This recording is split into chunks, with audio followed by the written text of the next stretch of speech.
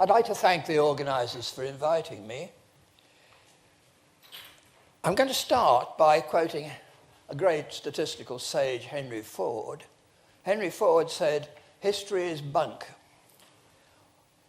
That's a first approximation to what he said, anyway. I think the real issue is that for research workers, and perhaps many others, the history of a subject can be quite interesting and even quite revealing. But in the end, today is more interesting than yesterday, and tomorrow more interesting still.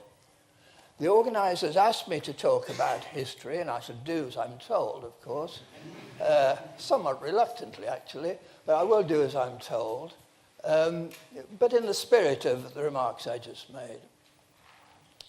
Now, we're in a great city of inquiry, intellectual inquiry and culture. At the end of the age of the Enlightenment, so-called, Edinburgh was the capital of the world. Great names worked here.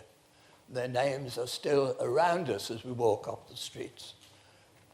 And that tradition, a particularly Scottish tradition of education and respect for culture, I think remains and is to be very much admired. But our society comes from a different era, the Victorian era. Now, when I was an undergraduate, which is, it's quite a few, well, actually quite a long time ago, when I was an undergraduate, I think we looked down on the Victorian period. We'd read Lytton Strachey's essays, Eminent Victorians, which show the Victorians in a very unfavourable light. And one thought of the Victorian age as an age of hypocrisy and so forth. And no doubt there was an element of that. But of course, really, the Victorian age was an age of questioning, inquiry, and development and construction. Charles Darwin and Brunel are two names that stand out, but they're only representative of many, many others. The great Scottish universities thrived. Oxford and Cambridge threw off their shackles which tied them to the Church of England. University education built up in London and the great cities of Britain. And there were many other intellectual and educational activities. George Birkbeck's invention of the so-called Mechanics Institutes, for example, was intellectual inquiry at a somewhat different level. Our society was a society about society.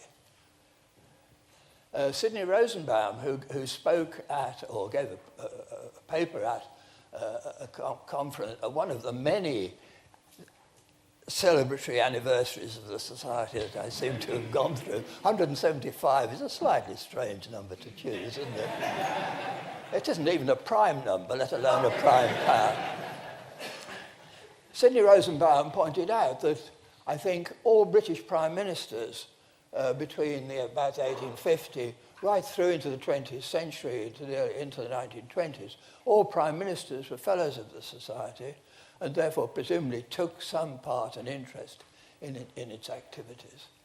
And I think it's very good and encouraging that our journal Series A, now called something like Statistics in Society, has achieved, particularly in recent years, a very high standing. I know that my social science colleagues have a high regard for it as a source of innovative material about inquiry into society. While I'm on the subject of journals, of course, the other journals of the society have also thrived thanks to the activity of a long succession of editors. And Martin Owen, who's worked with the more administrative side of the society's publications over many years, I think he deserves great praise for the efficiency and consideration and personal care that he's taken over these matters. But if I'm talking about that side of statistics, I have to say something about government statistics. Mrs. Thatcher set up the Rayner Inquiry, which looked into the workings of the Government Statistical Service. The Society held an ordinary meeting to discuss this, and great anguish and anger and disapproval were expressed. Now, following that, the Society set up an official statistics group with the blessing of Sir John Boreham, who was then head of the Government Statistical Service, to try and bring the work of the government statisticians to a wider audience, and I think that was a fruitful thing to do. The Society also set up a working group to make proposals for the future, chaired by Peter Moore, who was then director of the London Business School. It's no disrespect to Peter's admirable chairmanship of that group to say that the overwhelming majority of the detailed work that went into the report, and it was a very detailed report with a lot of detailed work, was done by Sheila Bird and Tim Holt.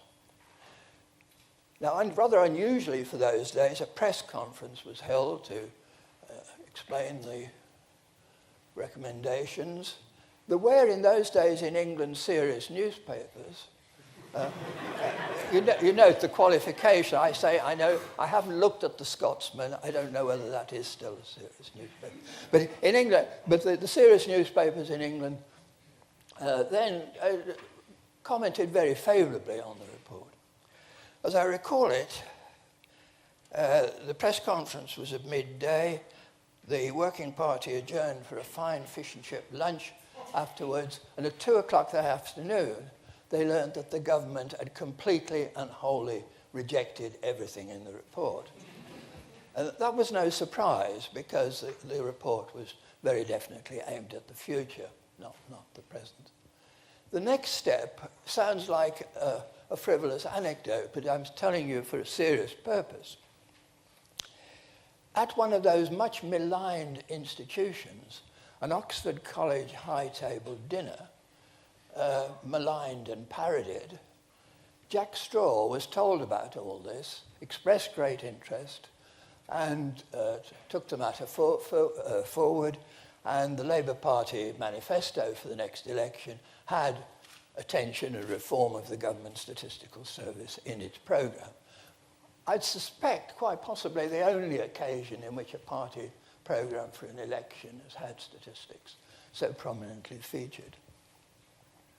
And since then, we've seen a whole progression of changes in which the Society has been active in discussion and suggestions, ending with the Statistics Commission, Sir Michael Scholar, Quis Custodies, which for those who don't know Latin says, who's going to keep an eye on Sir Michael?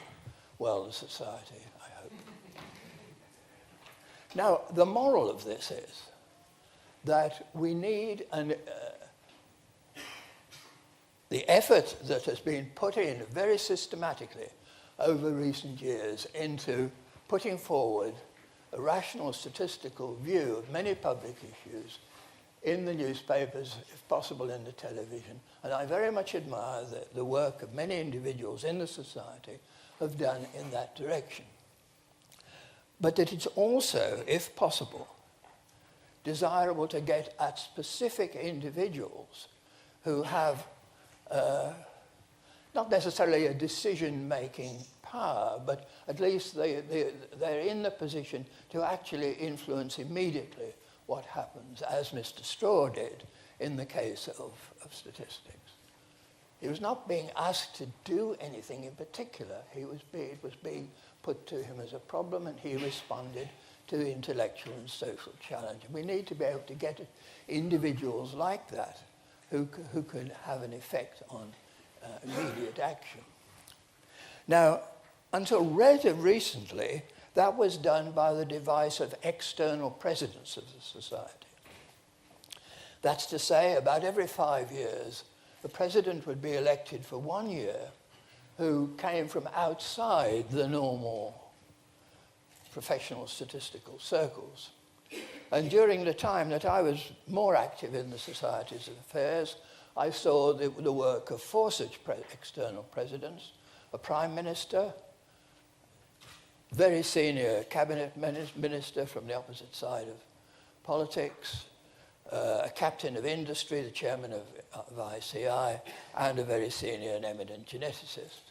And those 4 people, in an unobtrusive and dedicated way, pushed forward the society's interests in the kind of way that I'm suggesting. Now, that notion of external presidents came to an end for a very good reason, and one can't go back over no wish to go back over the history of why that happened. I don't think it can be resurrected, but I think some attention might be given to trying to do something somewhat similar. My very limited experience of senior politicians, for example, is that tackled individually, they are, for very obvious and natural reasons, much more intellectually open than their public persona might suggest, that they're much more willing to see that there are different points of view and this needs reconsideration, that needs reconsideration. And that this cannot be done with the greatest respect to the President. The President wrote recently a splendid letter to the Chief Medical Officer about swine flu. Excellent, admirable letter. Perfectly right that he'd do that. I don't know what sort of reply he'd get. My guess is it will be a relatively defensive and bureaucratic reply. And it might be that a person, maybe this has happened, that a personal approach, not necessarily to him, but to senior people who, in a decision-making position, would get a more open and constructive reaction. Now I want to turn to the more methodological side of statistics, which is more of my own personal interest. The 19th century was a strange period for British mathematics. Mathematical physics was extremely strong. Kelvin, Maxwell, Green, Stokes, household names, depending a bit on the household you're in. Household names. Algebra was very strong. Boole and Venn, household names, perhaps in a wider context, Hamilton, Cayley, and so forth. Analysis, in the sense that mathematicians use the word analysis, not statistical analysis, but mathematical analysis. The great developments that came in Germany and France from about 1850 onwards, by and large, passed the British Isles by. It's true that a professor at Glasgow had spent a year in Berlin with Weierstrass, but the impact of that on British mathematics was negligible until well into the 20th century. And this shows, see if I'm just jumping ahead a bit, that Carl Pearson would have known nothing whatever about such work, I think. Fisher knew about it but disliked it. And that sets the style of British and allied mathematical thinking in statistics for a long period, including even in today, that it's not about proving theorem. As far as I know, Fisher never stated or proved a theorem. He got results, fantastic results, but he wasn't in the business of precise formulation and proving theorems. And that's a relic of that historical tradition.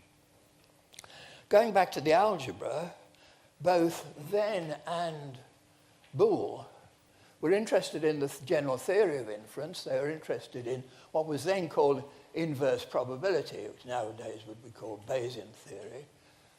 And they were very critical indeed of the notion that a flat prior represents ignorance.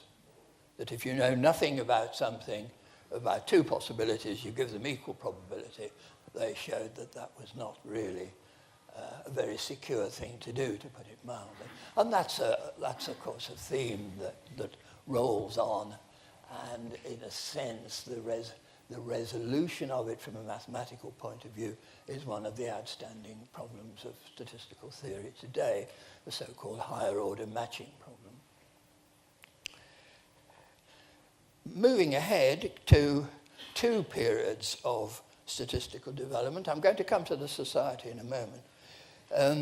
Two periods from just before 1900 to 1914, Carl Pearson at University College London, incredibly active and productive, both in novel ideas and in analysis of data on a large scale, always incidentally observational data, never experimental so far as I know, despite the very wide range of applications Steve Stigler may know. A counterexample, but broadly speaking, observational data is what he was talking about. Of course, Carl Pearson continued writing till his death in 1935, but less productively, I think, after the First World War. And then from the period from about 1920 or a bit earlier onwards, R.A. Fisher. These spectacular developments in that, really in the 10-year period from 1920 to 1930, largely set the tone of much statistical work today. The 1922 paper in the Mathematical Foundations of Theoretical Statistics set out the subject in a form that one could still recognize today. Statistical Methods for Research Workers in 1925 revolutionized statistical analysis first in the biological sciences and then far beyond that. And the 1926 paper on the design of experiments, leading on to his later book, again, brought in a whole range of important new ideas, very particularly the important notion of a factorial experiment. That was that period. Now, except for something I'm going to come to in a moment, all the discussion surrounding those ideas appears to have taken place outside the society, which in those days was concerned with the social side of statistics, with the work of people like Sir Arthur Bowley, who made important studies, for example, of child poverty in London in the Edwardian period. So it took place outside, and there's a moral there for us, you see, which is all too obvious, perhaps, that massive changes, even revolutionary changes in the subject can take place, and yet somehow they may be out there disconnected from the Royal Statistical Society. So that, let me just look at my notes briefly. If I can read them, which is those who know my writing will know is not a trivial issue. Well, I think from the Fisherian era, one would draw perhaps the two biggest contributions of statistics to the welfare of mankind: the improvement of agricultural research, which led to a massive increase in the capacity to produce food, and the randomized clinical trial. Now, of course, there'd been agricultural experimentation long before Fisher, many, many years, in particular at Rothamsted. Of course, there were medical and careful and even randomized medical innovations long before that period, as probably Sir Ian Chalmers will tell us later today. I hope you will, anyway. So they weren't totally new, but the systematic development and introduction of these ideas and their consequences was, I think, an outgrowth of that period from 1920 to 1930. Now, in 1932, a radical development in the society's arrangements took place. Egon Pearson, E.S. Pearson, Carl Pearson's son, had been to the United States, and he'd visited Bell Labs, and he'd met Schuhart, the inventor or propagator of industrial quality control. And when Pearson came back to the UK, he read a paper to the ordinary meeting of the society on these developments. And this attracted very great interest. And it led to the formation of what was called the Industrial and Agricultural Research Section, and to the formation of a new journal called then the Supplement to the Journal of the Royal Statistical Society, now called Series B. And in that period, from the early 1930s up to the outbreak of the Second World War, we saw a succession of papers on the application of these new statistical ideas to a range of British industries and agriculture and other contexts, and the start of a statistical community of ideas publishing in the Journal of the Society and in Biometrica, and of course an international activity, really. I'm making it sound too nationalistic, really, and of course science is intrinsically international.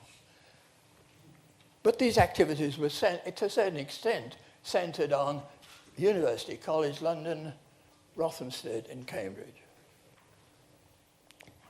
with links, network, elsewhere, of course. And that was a period of rapid change for the society, where it really did become enmeshed in these exciting new developments and a forum for their discussion. So it happened quite quickly. Things happened relatively slowly in those days, it might seem, but these particular things happened quite quickly. And again, there's a message in that. Now, I said nothing about Scotland in all this. Throughout this period, of course, the four great Scottish, from the Victorian period, the four great Scottish universities thrived, particularly strong in mathematical physics again. In Edinburgh, from about 1920, the head of the mathematics department was Sir Edmund Whittaker. And Whittaker was one of the first, with G.H. Hardy, to push forward the ideas of the French and German analysts into the British community. In his book, Modern Analysis, was probably for a while, with Watson was for a while, probably one of the few books in English on that subject. But more interestingly, from our point of view, in about 1920, Whittaker wrote a book called Combination of Observations, which was a synthesis of numerical analysis and statistics. And by statistics, he largely, I think, meant least squares applied to fitting simple linear and nonlinear models. But that synthesis of numerical analysis and statistics is again something that seems topically very relevant in a different way, of course. Later in Edinburgh, A.C. Aitken was here as a professor, wrote one of the first nice books on statistical mathematics, developed generalized least squares, developed what was then called the Aitken-Silverstone inequality, which nowadays one calls the Cremera-Rao inequality. Then in the post-war years, after a while, from Oxford via Aberdeen, came David Finney, who it's such a great pleasure to see in the audience this morning. And David built up a very, very distinguished group in Edinburgh for a substantial period. I'm not going to name them. I only mention one other person of that period, and a bit later, Rob Kempton, whose early death was really a very serious blow nationally and internationally to biostatistics.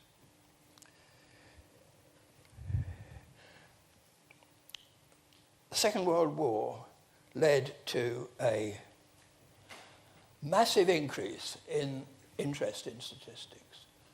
Initially in the UK, later in the US.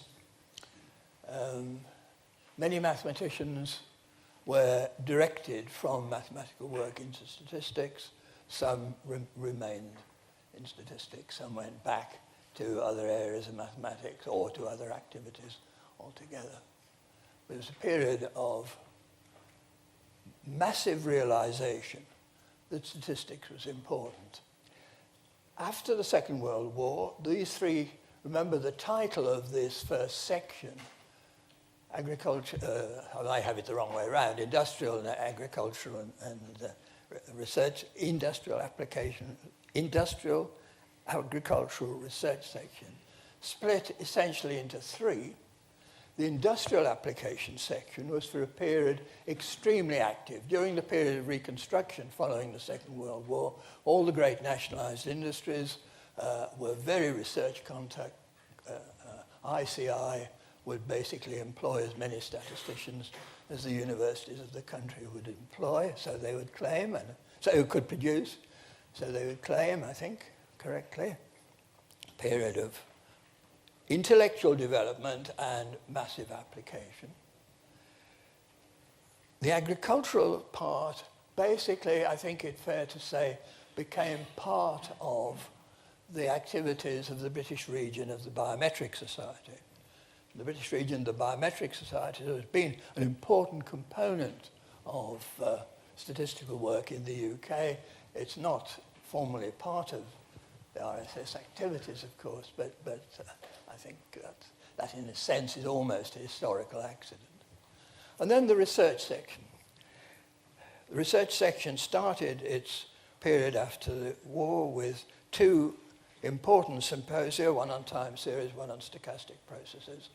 And I think it's fair to say that from the period perhaps 1945 to 1975 to or maybe even a bit later, the red papers recorded in Series B with their discussion provide a history of the development of statistical thinking over that period. Of course, I'm not for a moment saying that there weren't people in other countries and in other journals publishing important papers, but I think that my impression is that there's no important theme in the massive developments over that period that is not recorded with a discussion, and often a very searching discussion, in the pages of those papers.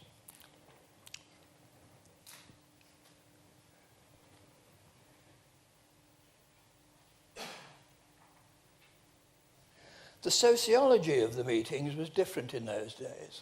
Of course, there was no email. I almost said, thank goodness. But then I don't really mean that. But I almost mean it.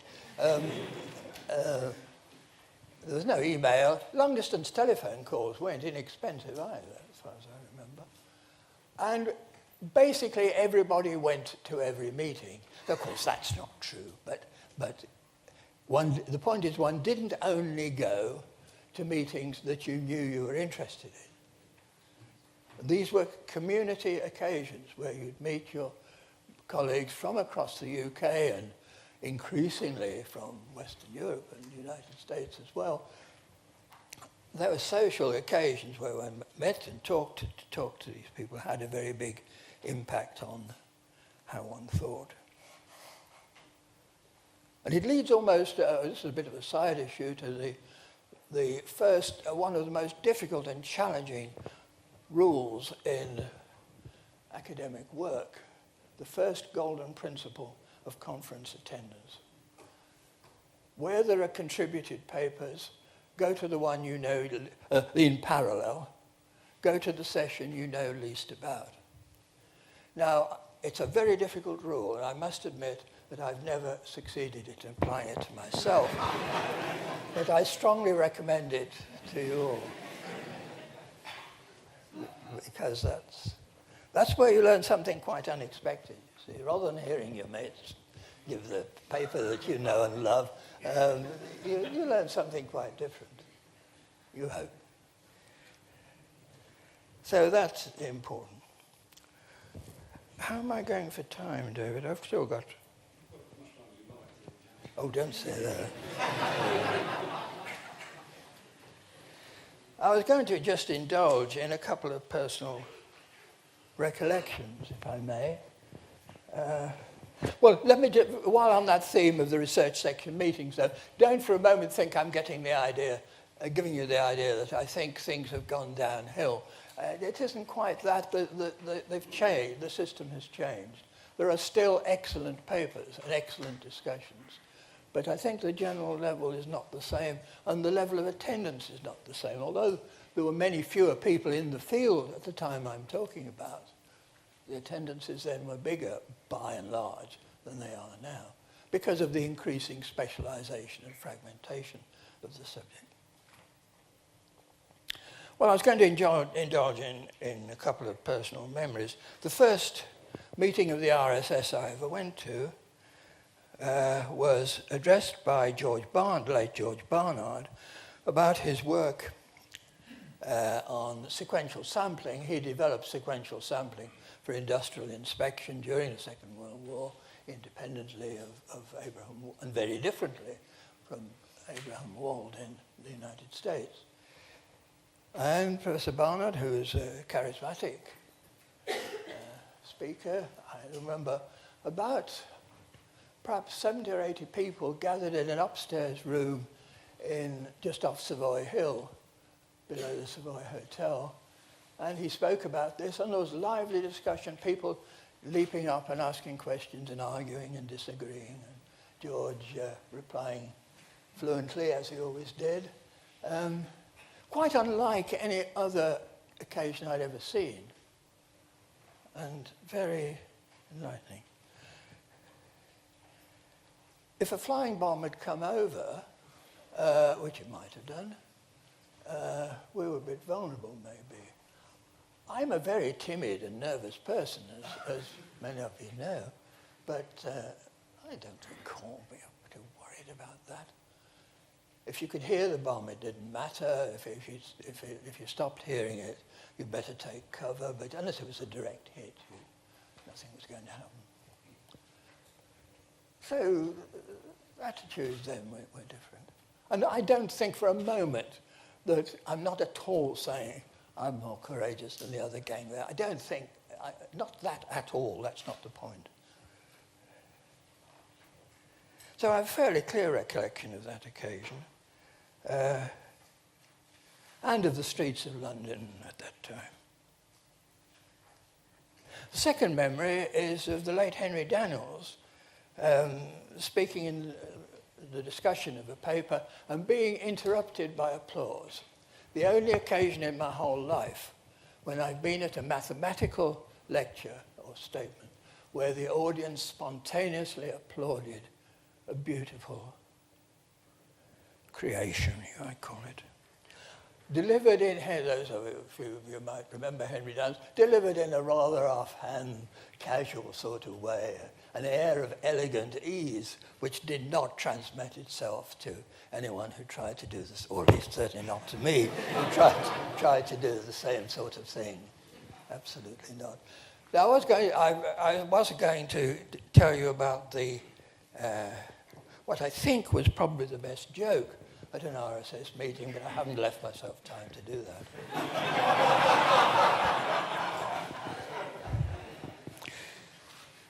Challenges for the society and the subject can be thought of at two levels, intellectual and organizational, and the intellectual ones are the more important. I've already implicitly touched on them. To keep in touch with the major applications and the major new applications and the major new developments. And at the same time, to avoid the fragmentation of the subject into large numbers of non-intercommunicating sections, largely rediscovering, well, to some extent, recovering the same ground, which perhaps doesn't matter very much, but on the other hand, keeping some intellectual cohesion to the subject does matter. It matters at all levels, but in particular, any of us who are university teachers, we have to surely teach some sort of cohesive view of what the subject is for, what its purpose is, as well as the technical details of it.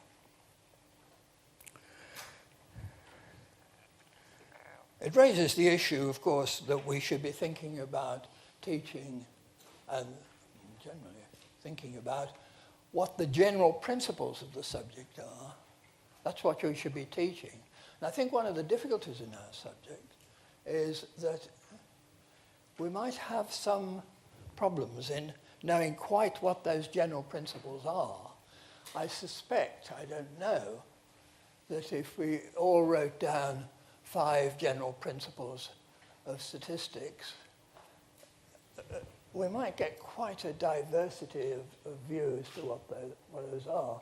Now, I certainly wouldn't want absolute unanimity. That would be sterile. but some sort of view that what's the purpose of an investigation, what's the nature and meaning of the data that are being collected, issues of this sort surely have to come high up this list. There was a period some years ago when somebody might have said the general principle of statistics is to have a collection of measurable functions defined over a Borel field in some abstract space. I don't think anybody, I don't know if anybody ever really believed that, but I've heard it said, put it like that. So those are the intellectual challenges of looking outwards to the new applications and of looking inwards into some sort of intellectual cohesion. And this issue of general principles, of course, does raise, in particular, the question, have those general principles changed? And their emphasis and balance has changed enormously. Has the occurrence of very large data sets, which were around when I started statistical work, incidentally. We had enormous sets of data, but we couldn't analyze them. And enormously large sets of data does not mean enormously large amounts of information about the issue that you want to analyze, which is really the key issue, not the amount of data, but the amount of relevant information that's in the data. Have the principles of addressing that changed? I'm tempted to think they haven't really changed much. Emphasis and balance, yes, of course, but not otherwise. Implications for the organization of the society? Well, I don't know.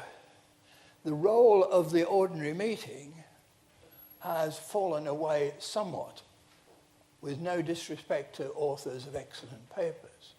It's fallen away somewhat. If the meetings are going to be videoed and transmitted, as I understand might be the case, attendance will presumably fall away even further. Is that just unavoidable? Are electronic means of communication a substitute? Well, a possible way ahead would be to reorganize the Society's meetings roughly along the following lines. Everything would be half a day, a section or meeting, or maybe even two section meetings in the afternoon, 3:15, 4:15, something of that sort, a break, and then an ordinary meeting, preferably with some link of theme, but not necessarily so.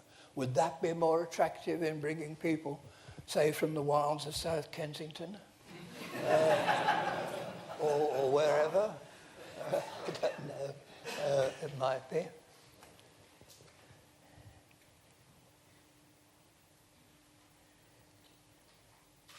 There are many aspects of the society, of course, that I've said nothing about. I've said nothing about its educational role. I've said nothing about the very important aspects of the local groups. I've really concentrated largely. I mentioned some of the sections, but many I've not. Very important, all those activities. A friend of mine for whom I have very high regard was asked at an interview some years ago, what was his best work? And my friend replied, I haven't done it yet. And I think that should be the attitude of any research worker, conditional on retirement. Conditional on non-retirement. That should be one's attitude. Of course, if one's beliefs and hopes and expressions are to be consistent with the real world, which is one of the things we strive for in statistics, one might have to change, one should perhaps change this. I hope I haven't done it yet. And maybe the hope dies away a bit with time, but it mustn't shrink to zero. Tomorrow, something exciting may turn up. Who knows? Even this afternoon is possible. Now, for the society, it's easier. I've given you a few glimpses of the marvelous history of the society and of its contributions. What were the society's golden years? What was its period of maximum impact? Answer, it hasn't happened yet.